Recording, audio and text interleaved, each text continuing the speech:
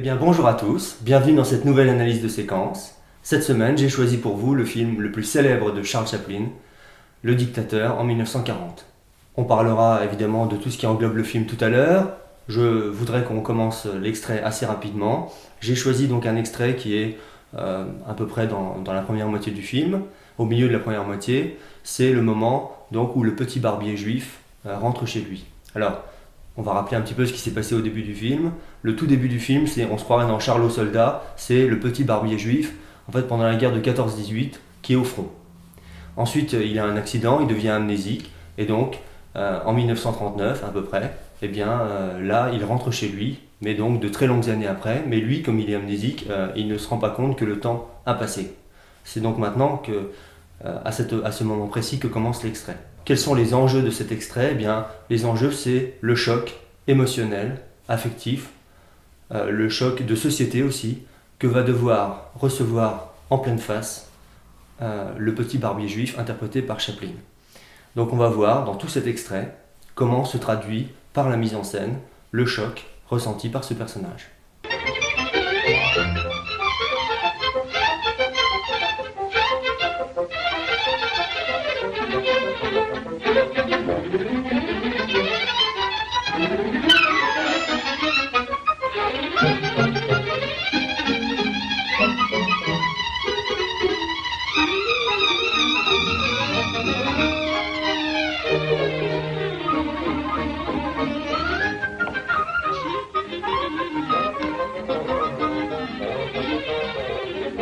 On constate dans cette toute première partie de l'extrait que le spectateur retrouve un personnage qui lui est maintenant familier, donc on a dit ça tout à l'heure, depuis 1914, le personnage de Charlot. Alors c'est vrai que Chaplin a mis très longtemps à se dire qu'il allait abandonner le personnage de Charlot, et c'est vrai que dans un film comme Monsieur Verdoux, le film qui suivra le dictateur en 1947, eh bien, plus aucune trace de Charlot. Ici évidemment, on voit apparaître Charlot, les mêmes habits, mais ce n'est déjà plus Charlot, il s'appelle plus comme ça, c'est le petit barbier juif qui vit maintenant dans le ghetto, en Thomannie, donc un autre nom pour l'Allemagne. Et donc c'est Charlot par les vêtements, mais plus du tout par le nom. Voilà. Alors, ce qu'on constate quand même dans cette première partie d'extrait, c'est évidemment une espèce de nostalgie du cinéma muet que Chaplin aura jusqu'à la fin de sa carrière, puisque donc le début de l'extrait, on a l'impression qu'il est muet. C'est-à-dire on n'a pas l'impression qu'on est en 1940, qu'on enregistre les bruits de la rue, qu'on enregistre les bruits sur le porte-manteau, de la porte qui s'ouvre, etc. On n'entend pas. On n'entend pas, on a l'impression qu'on est dans un film muet, avec la musique qui est une musique de film muet qui souligne comme ça certains bruits, un petit peu ce qu'on aura appelé à partir de 1928 le Mickey Mousing, c'est-à-dire le fait dans les dessins animés de Mickey de souligner les chutes, tous les mouvements de Mickey par des bruits accentués. Mais ça, disons que ça nous fait penser plutôt à une musique un petit peu de film muet, et donc c'est ce qui marque profondément ce début d'extrait. Voilà. Notamment, vous avez vu qu'il y a les chats qui sortent. Donc les chats qui sortent, ça fait une espèce d'impression qui est surtout visuelle, beaucoup plus que sonore.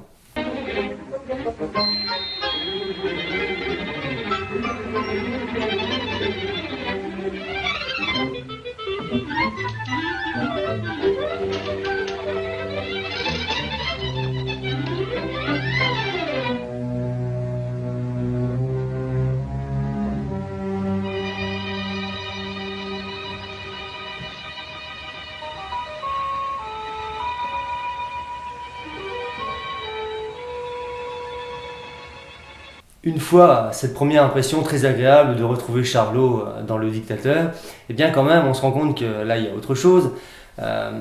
Il est amnésique, ce petit barbier juif, et donc il va avoir un choc, un premier choc. Il arrive dans sa petite échoppe de barbier, et c'est là qu'il va réaliser qu'il y a des toiles d'araignée, que tout est poussiéreux, que effectivement on a l'impression qu'il n'est pas venu là depuis des années, alors que lui, il se comporte comme si il avait travaillé 2 jours avant ou la veille et puis qu'il revenait simplement dans son magasin. Alors, le changement d'ambiance, il est marqué par le changement de musique. Mais là encore, on est encore un peu dans le cinéma muet, c'est-à-dire qu'une musique rajoutée comme ça au film, à l'histoire, ça peut être encore une musique rajoutée sur un film muet. Pas encore trop d'importance, des bruits, qui sont des bruits diégétiques, c'est-à-dire les bruits qui font partie de l'histoire. Ici, vous venez de constater que pour l'instant la mise en scène est très classique, c'est pour ça qu'on n'a pas trop dit grand-chose dessus, c'est-à-dire que la caméra est une caméra qui suit Chaplin, qui fait attention à bien le laisser au centre de l'écran. Et puis la première fois que la mise en scène se démarque un petit peu, c'est avec ce travelling avant, quand Chaplin se rend compte, quand le petit barbier se rend compte qu'il s'est passé quelque chose dans son échoppe. Et donc, travelling avant vers son visage jusqu'à ce plan rapproché. Et puis donc le visage un peu ahuri comme ça, du barbier, qui se rend compte qu'il y a quelque chose qui a changé.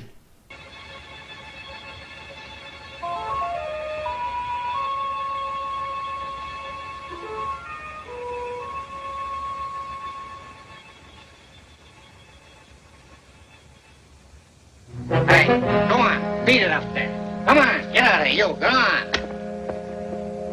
Ce qui est très intéressant ensuite, c'est qu'on a un contraste très fort entre ce qui vient de se passer dans le cabinet du barbier. C'est-à-dire, au lieu de faire des chants contre chants sur l'évier poussiéreux et puis Chaplin, eh bien, on fait un panoramique très doux, très lent, parce que c'est le regard du barbier qui découvre tout doucement son échoppe telle qu'elle est devenue. Et donc, vous avez une espèce de douceur, tout est calme à l'intérieur. On dirait vraiment que Chaplin, le barbier, il est face à lui-même, il est tout seul. Et puis là, il y a une rupture terrible, et c'est premier choc. Le premier choc, c'est par rapport au cinéma muet dont on vient de parler, c'est l'arrivée du cinéma parlant. Alors on verra dans tout cet extrait que ce qui est fort, c'est que quelque part, le barbier, bon, il se prend plein de choses dans la figure, vous allez voir, mais c'est aussi Chaplin qui se prend les choses dans la figure. C'est-à-dire qu'on a l'impression que Chaplin s'était endormi depuis la fin des années 20, et puis que tout d'un coup il se réveille en 1940, et que ce qui s'est passé entre-temps, c'est que le cinéma est sonore. Et donc là, dans le plan suivant, dans la rue, vous avez un plan qui est extrêmement bruyant, et là vous avez tous les bruits diégétiques qui arrivent d'un seul coup, les bruits des miliciens, les bruits dans la rue, des gens qui passent, etc. Vous avez le son de la parole des miliciens qui est très importante, puisque un des miliciens, il fait évacuer les gens par des grands gestes, tout ça, par des mouvements, mais aussi parce qu'il leur crie dessus. Donc vous avez quelque chose qui n'est plus seulement visuel, mais tout d'un coup qui est sonore, et une espèce de grande claque. Puisqu'on est sur ce plan des miliciens, avec les deux, donc il y en a un qui écrit une forme d'intrusion, il y a deux intrusions, là il y a l'intrusion, c'est d'écrire juif sur la devanture, et puis il y a l'autre intrusion, c'est le deuxième milicien qui chasse les gens de la rue alors qu'ils sont chez eux, ils sont dans leur quartier, et donc on n'a plus la liberté de se déplacer, et puisqu'on est sur ce plan-là, eh bien, je tiens à rappeler que ce n'est pas parce que le film est en noir et blanc que Chaplin ne s'est pas occupé des couleurs. On voit dans le très beau making-of retrouvé de Sidney Chaplin en couleur, que en fait Chaplin a passé beaucoup de temps à tester des couleurs pour voir ce qui rendait le mieux en noir et blanc. Et en particulier, les pantalons des miliciens sont rouges pour pouvoir rendre le gris qu'on a constaté dans ce plan.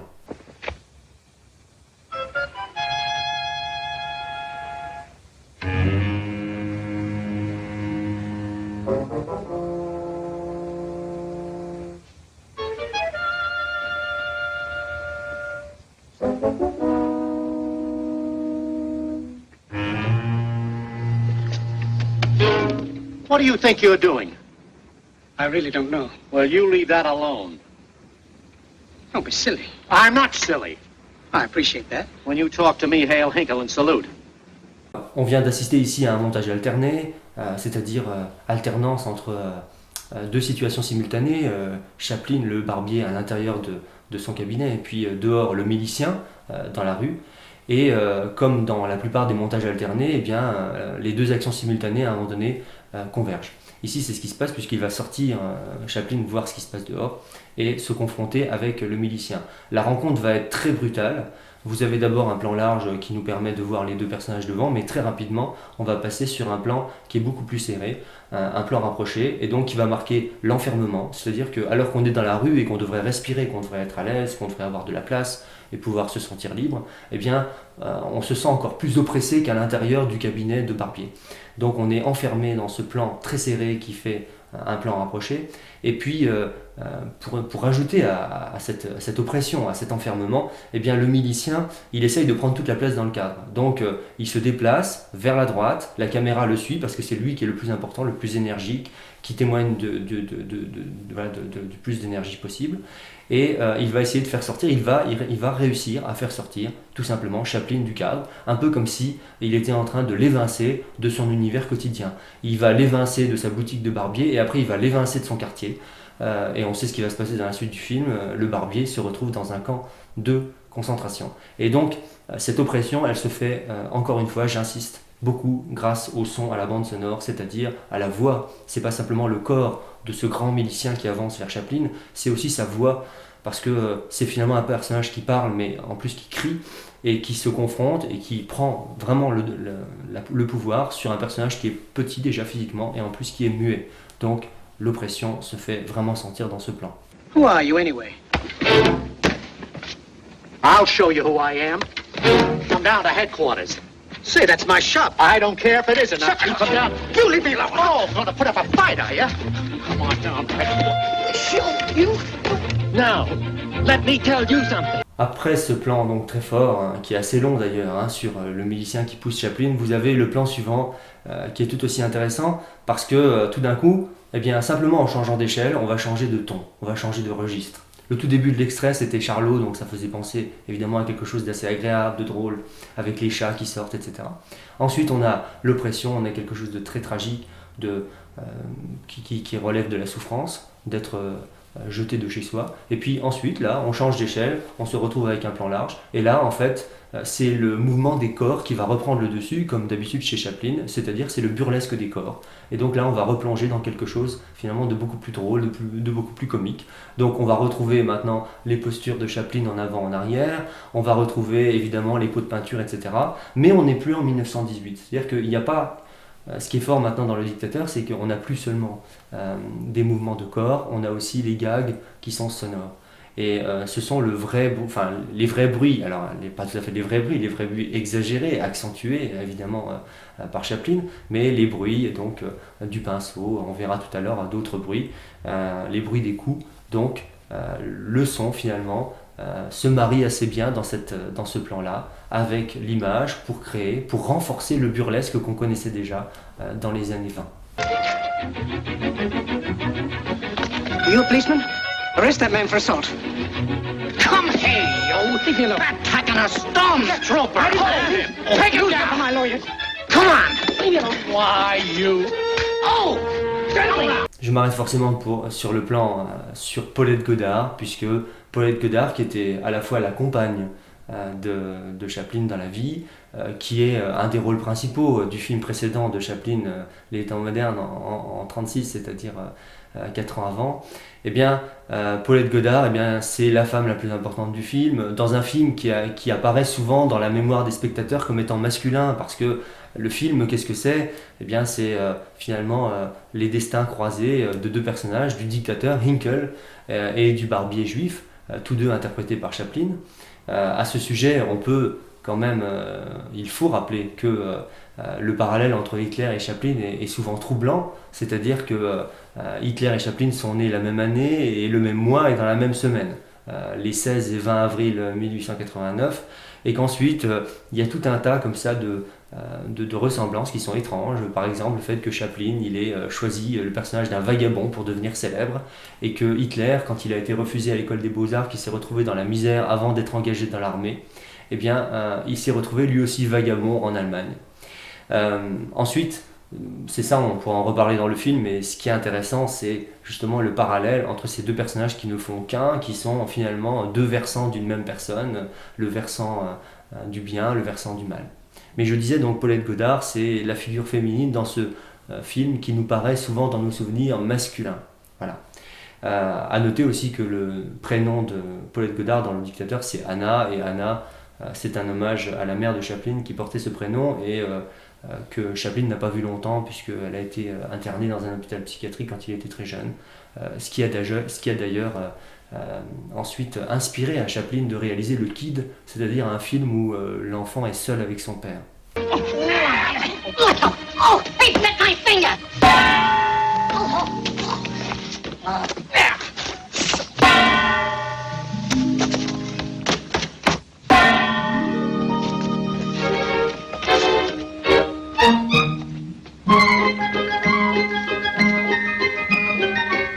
ce plan qui nous donne l'impression d'être à l'intérieur d'une boîte à musique avec une espèce d'automate qui ferait une sorte de danse, eh bien, on est en plein, donc, on l'a dit, dans la tradition burlesque de Chaplin, mais il y a quelque chose de plus fort ici dans Le Dictateur, c'est que ce n'est plus simplement gratuit, ce n'est plus simplement des tartes à la crème ou des pots de peinture juste pour faire rire, c'est plus que ça. Ici, ce personnage qui vient de recevoir un coup de casserole, en fait, le coup de casserole, c'est une métaphore du choc terrible qu'il est en train de recevoir. Alors, il est en train de recevoir quel choc? J'insiste encore, c'est pour le barbier, c'est le choc de découvrir qu'il n'est plus dans la société de 1918, mais maintenant dans une société qui est fasciste, la société de 1939. Ensuite, c'est le choc de rencontrer pour la première fois dans le film une femme dont il va tomber amoureux dans le film, Paulette Goddard. C'est d'autant plus fort que Chaplin lui-même tombe amoureux de Paulette Goddard quelques années auparavant et que le barbier tombe amoureux de cette femme-là. Et puis aussi, c'est le choc terrible pour Chaplin lui-même de l'arrivée du cinéma parlant en 1927, qu'il aura mis du temps à digérer et que en 1940, 13 ans plus tard, c'est seulement là qu'il commence à le digérer, puisque on se rappelle que dans les temps modernes, le film est sonore, mais en fait il n'est sonore que pour se moquer du parlant et du sonore, et que c'est seulement en 1940 que Chaplin assume complètement le fait que oui, il a envie d'utiliser le sonore pour ce qu'il est, et que c'est un avantage dans la mise en scène pour produire plus d'émotions.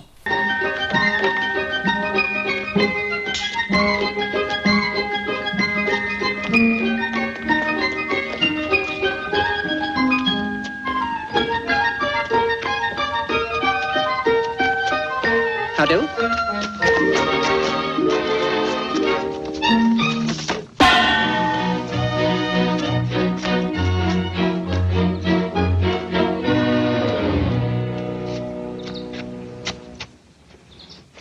Oh, I'm sorry, mister. I didn't mean to hit you. Juste un arrêt sur ce plan sur Paulette Goddard, parce que on va voir dans tout cet extrait que elle est un peu mal fagotée, mal habillée, qu'elle est mal coiffée, qu'elle parle avec une espèce de gouaille populaire comme ça, qui pourrait nous faire penser en France à Arletty.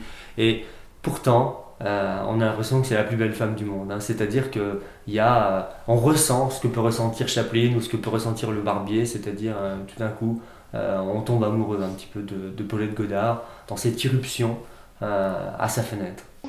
You were wonderful. I enjoyed that. But don't stand there. You better beat it. No, I'll call a policeman. No, don't do that. Dans le plan suivant, ça c'est le plan sûrement un des plans les plus importants de l'extrait, c'est la situation dans laquelle sont les deux personnages. C'est-à-dire, elle, c'est un peu une sorte de Lady Marianne qui est à sa fenêtre, qui est à son balcon, et puis vous avez Chaplin, Robin des Bois, là, qui vient un petit peu la courtiser. Alors ça nous fait plus penser, nous, à Robin des Bois qu'à Roméo et Juliette, parce que Robin des Bois, donc notamment le film avec Errol Flynn en 1938, 2 ans auparavant, eh bien, Robin des Bois, c'est un personnage qui est un peu un justicier, qui essaie de rendre un peu la justice, et ici le barbier, finalement c'est un peu la même chose, puisqu'il est en train d'essayer de combattre les miliciens, et puis donc vous avez ce même rapport un peu avec la femme qui le séduit à son balcon. 2 autres choses importantes sur ce plan, c'est évidemment le plan est filmé derrière le barbier, c'est-à-dire que lui n'apparaît pas de face, c'est elle qui apparaît, et c'est d'autant plus important que il apparaît ici complètement secondaire, parce que ce qui est important, c'est l'irruption de Paulette Goddard, c'est le fait que lui, comme il est complètement sous le charme, c'est comme s'il disparaissait. C'est aussi un moment important dans le film où on se rend compte que son côté muet, tout ça, c'est un peu dépassé, et qu'il faut laisser parler, il faut laisser maintenant la place aux gens qui parlent. Alors il essaye un petit peu, mais il est trop marqué par le muet, et donc quand il propose à Paulette Goddard d'appeler la police, de dire quelque chose, en fait elle lui dit non, surtout pas. Donc il a tout faux. Pour l'instant, il n'arrive pas, il ne va pas pouvoir s'acclimater facilement au sonore, il va falloir du temps. Pour l'instant, il va rester encore un peu dans le muet. Why not? You crazy? Look out, there's more coming. More what? Wait a minute.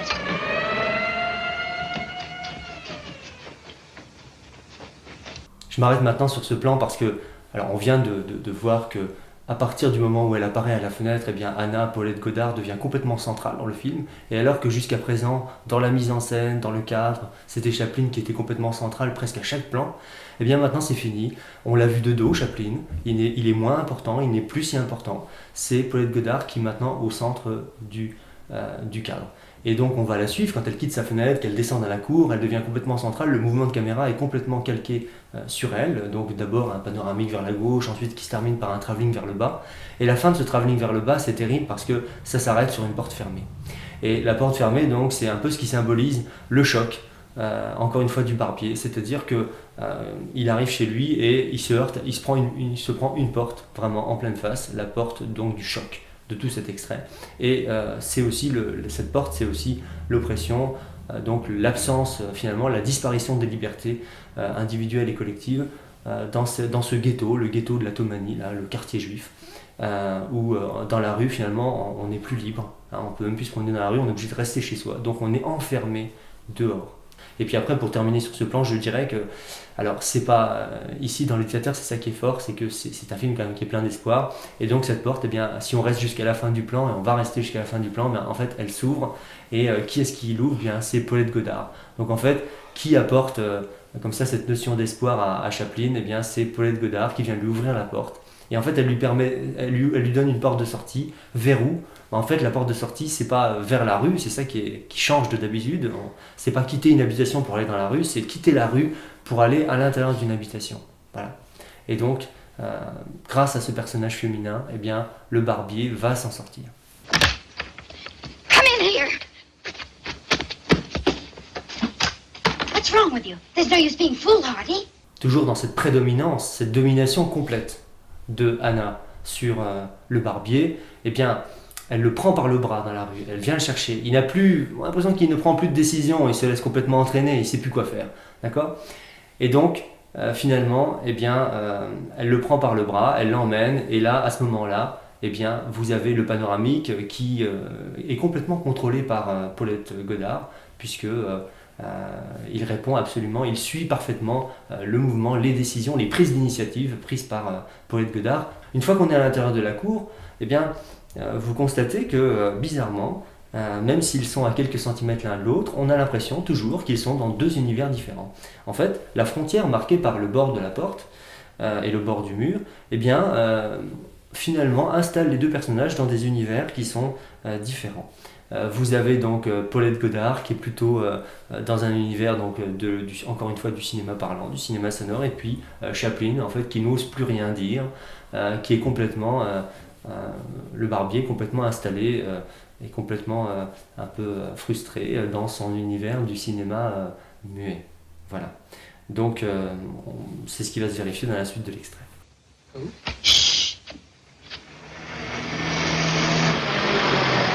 Stop the car! Hello, what's this? Who hit you? I don't know. I think there were a gang of them. Well, here, you'd better go along. Get fixed up. On retourne finalement maintenant dans un montage alterné avec d'un côté l'intérieur de la cour, de l'autre côté de la porte, c'est la rue. Et dans ce montage alterné entre les deux situations, eh bien on ressent quoi? On ressent finalement dans un plan assez serré sur les miliciens qui sont 6, eh bien on ressent une omniprésence, une surabondance de miliciens, donc quelque chose de très angoissant, c'est-à-dire qu'ils sont largement supérieurs en nombre. Tout à l'heure c'était très facile évidemment avec une casserole de se débarrasser de 2 miliciens quand on était 2 contre 2, maintenant 2 contre 6, c'est plus du tout la même chose. Et donc c'est l'occasion pour moi de rappeler à quel point Chaplin est toujours fort dans les changements de registre. C'est-à-dire depuis le début de l'extrait, il arrive en charlot, c'est assez drôle. Ensuite, il est un peu frappé par les miliciens, de nouveau c'est un peu triste. Après, il y a la danse sur le trottoir façon boîte à musique, c'est de nouveau drôle. Et puis ensuite, il y a les miliciens qui reviennent, il faut se cacher derrière la porte, derrière le mur. C'est de nouveau du sérieux, de nouveau de l'angoisse, de nouveau de la peur qui s'installe. Donc, quelle virtuosité pour changer de registre et de ton dans ce film. Investigate later. What time is it? Come on, get in.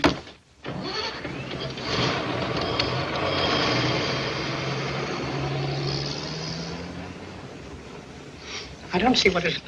Voilà, j'aime énormément ce plan de Paulette Goddard qui maintenant ferme encore la bouche du barbier. Encore une deuxième fois, c'est la troisième fois qu'elle l'empêche de parler. D'abord elle lui dit non, faut pas dire ça, après elle l'empêche de parler en mettant la main sur la bouche, et maintenant elle l'empêche de parler en mettant les deux mains sur la bouche. Donc c'est vraiment ici, il faut arrêter pour le barbier, il faut arrêter de rester dans son état d'esprit d'avant, il faut passer à la suite, il faut écouter maintenant Paulette Goddard qui, elle, est inscrite dans la société de 1939 et non plus dans celle ancienne et vieille de 1918 et dépassée, société dépassée. Et puis j'aime beaucoup ce plan parce que forcément c'est une des premières fois dans l'extrait qu'il y a déjà le contact physique entre Paulette Goddard et Chaplin, que d'autre part il y a cette fois-ci les deux univers de l'un et l'autre qui commencent à s'entrelacer finalement, à s'interpénétrer.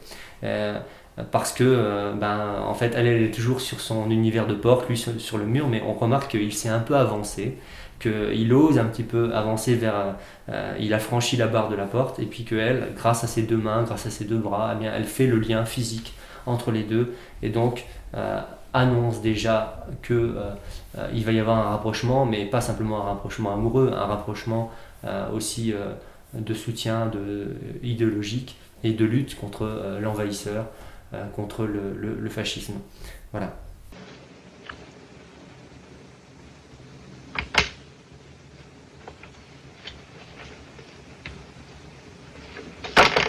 It's all right now. They've gone.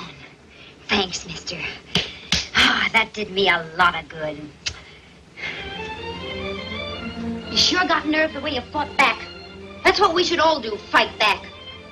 We can't fight alone, but we can lick them together. We didn't do so bad, did we? De nouveau, c'est Paulette Goddard qui redevient centrale, qui reprend toute la place dans le cadre, qui entraîne la caméra avec elle dans ce panoramique mélangé à un travelling, ce panneau travelling.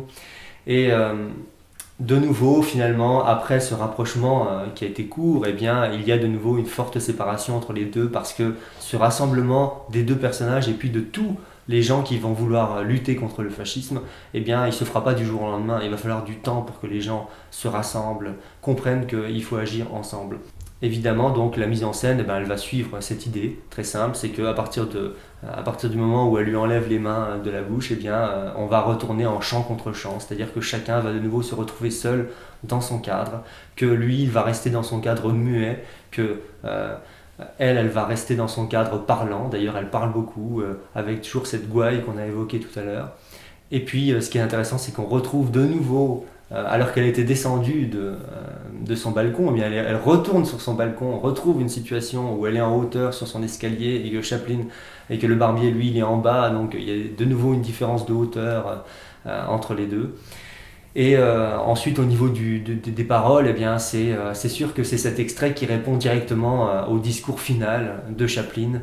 Le discours final, c'est lorsque voilà, le barbier qui est habillé en dictateur et qui doit prendre la parole, au lieu de décréter qu'on va envahir le pays voisin, va appeler les gens à la tolérance, va appeler les gens à essayer non pas de lutter les uns contre les autres en fonction de leurs différences, mais justement de profiter du fait que les différences sont enrichissantes et que si chacun apporte ses différences, eh bien, on peut faire évoluer la société dans un bon sens. Et là, c'est exactement ce que dit Paulette Goddard, c'est-à-dire de dire qu'il faut agir ensemble pour pouvoir être efficace.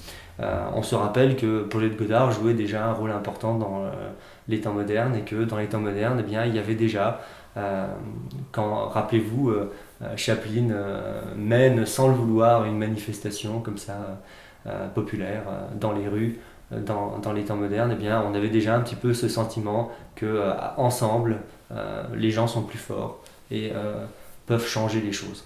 Voilà.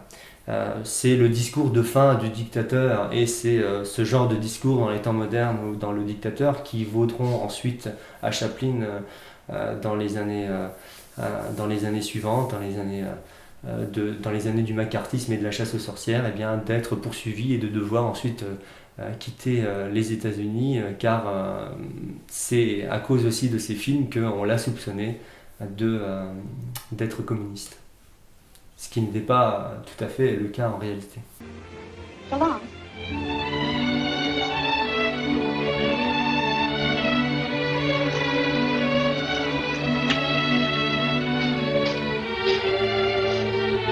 Voilà, c'est sur ce très beau plan que nous allons finir cette analyse de séquence. Très beau plan parce que on est revenu au côté muet du début de l'extrait, mais que quand même le sonore commence à pénétrer à l'intérieur de cet univers muet. grâce évidemment à tous les bruits diégétiques qui sont là dans la pièce.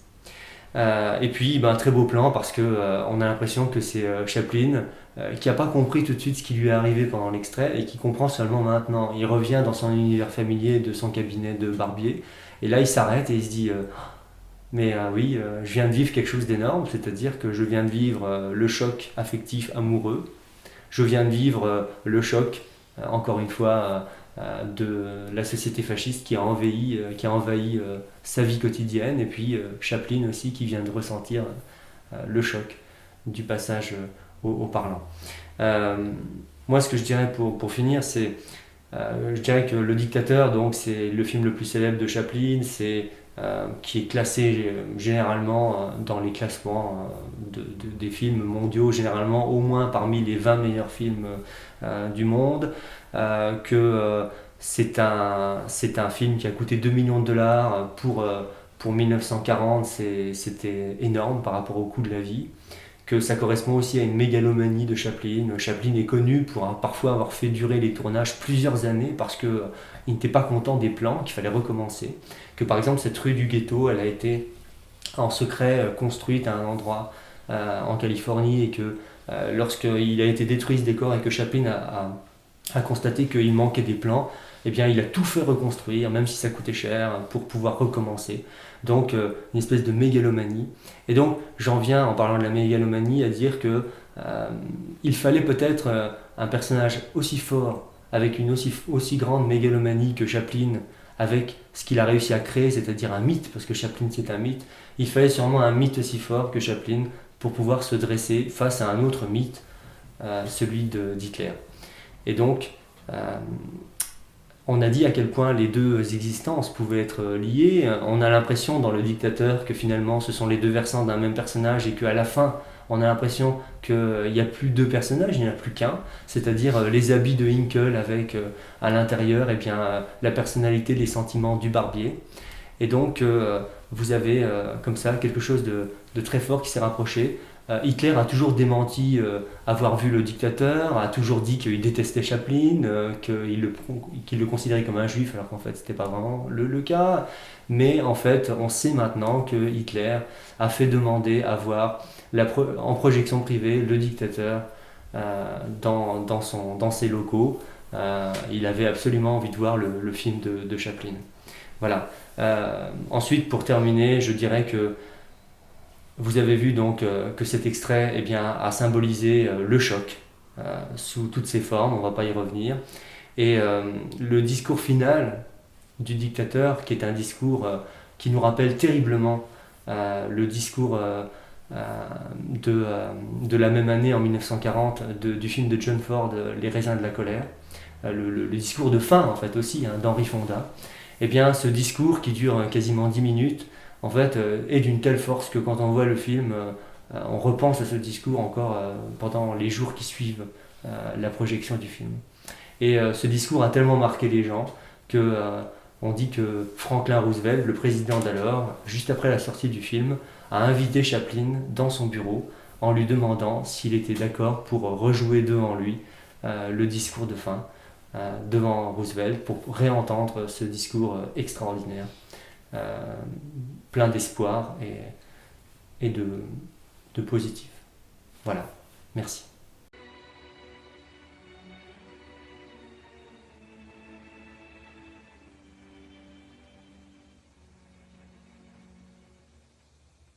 I'm sorry, but I don't want to be an emperor.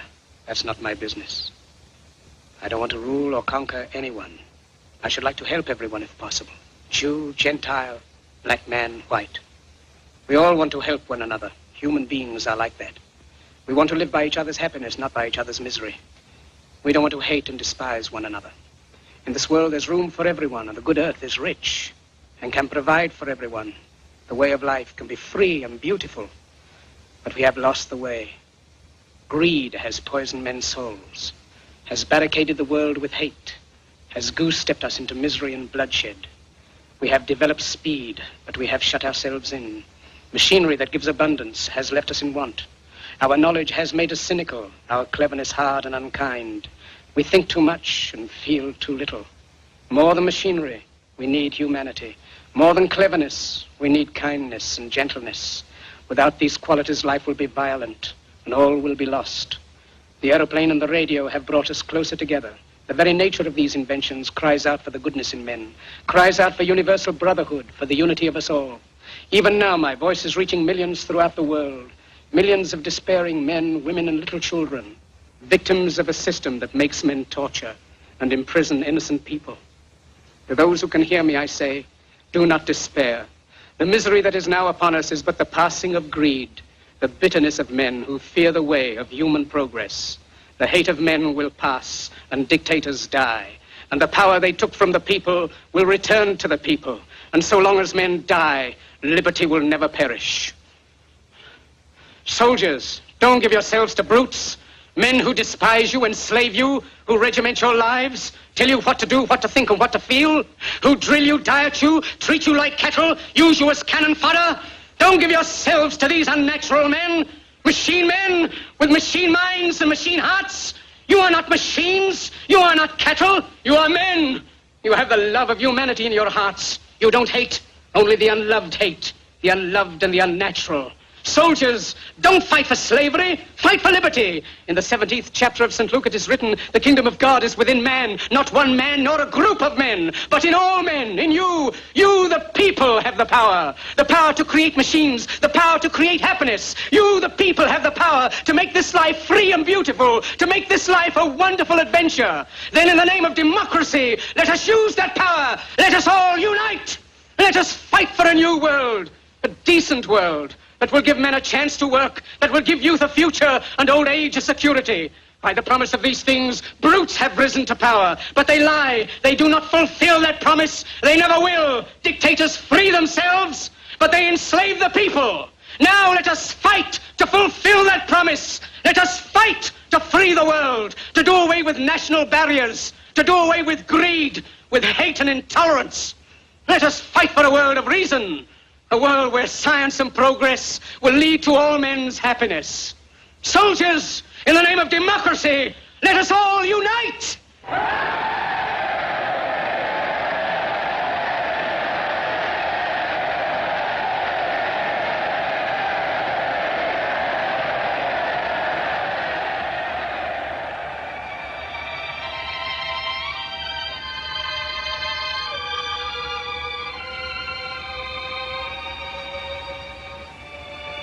Hannah, can you hear me? Wherever you are, look up, Hannah. The clouds are lifting. The sun is breaking through. We are coming out of the darkness into the light. We are coming into a new world, a kindlier world, where men will rise above their hate, their greed, and brutality. Look up, Hannah. The soul of man has been given wings, and at last he is beginning to fly. He is flying into the rainbow, into the light of hope, into the future, the glorious future that belongs to you, to me, and to all of us.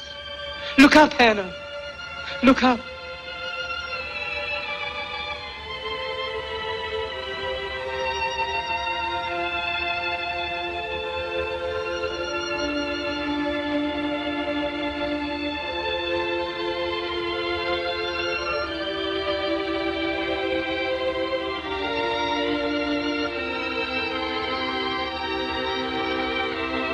Hannah, did you hear that? Listen.